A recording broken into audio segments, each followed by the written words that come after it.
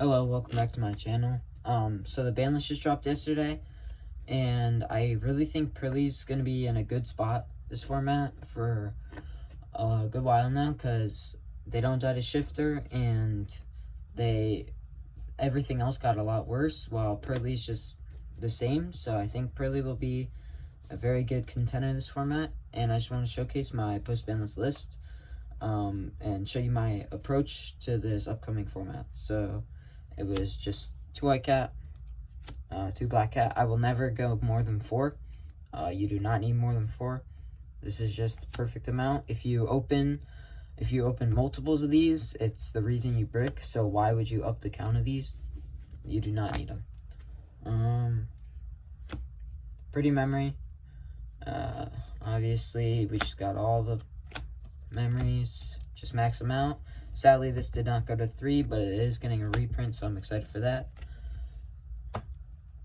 I got the 3 my friend, and then 3 street.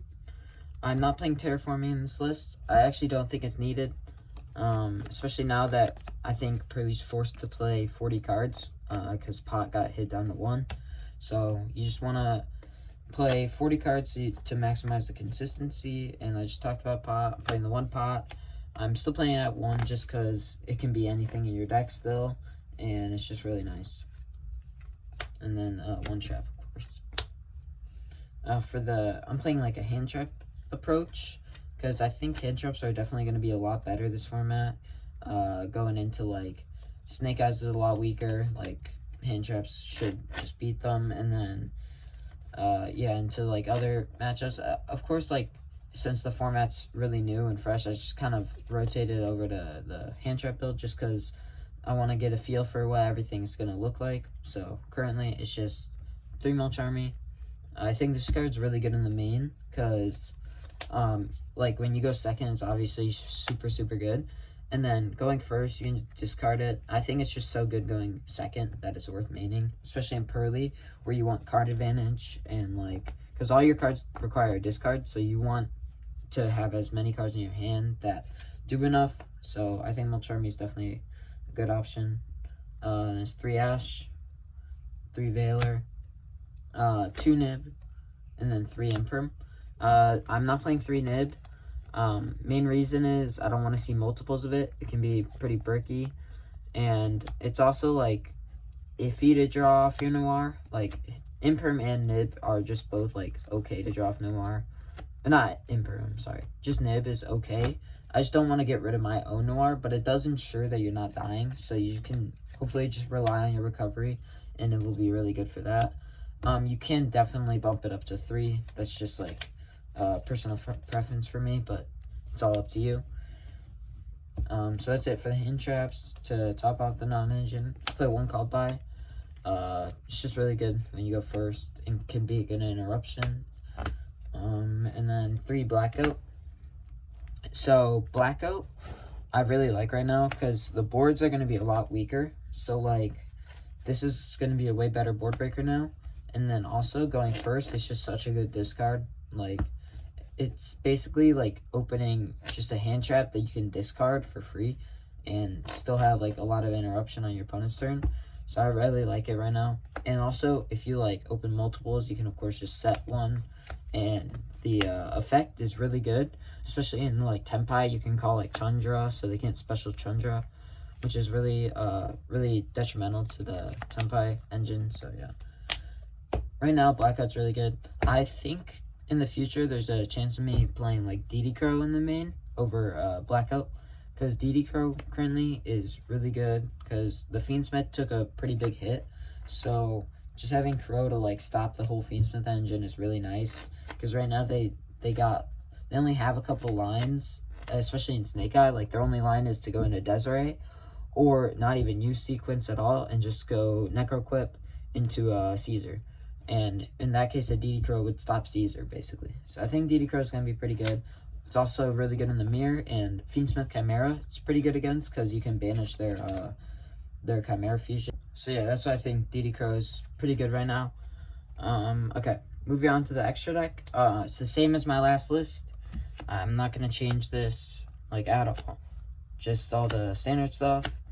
You do not need 2 plump. Someone was saying in my comments that you should play 2. It is not needed at all. I'd much rather just play like a Typhon or a Fucho in that spot, because plump, you're never using more than once a game, and you always have your trap to recycle it, so you don't need it. Then Princess Sprite, Fucho, Downer, Zeus. Fucho's really good in a Tempai. Obviously, it's just like another towers that you can summon. And then these, I almost never make these unless I'm going against some like Rogue or like Voiceless Voice. This can come up, or Cash, but really it's not that good.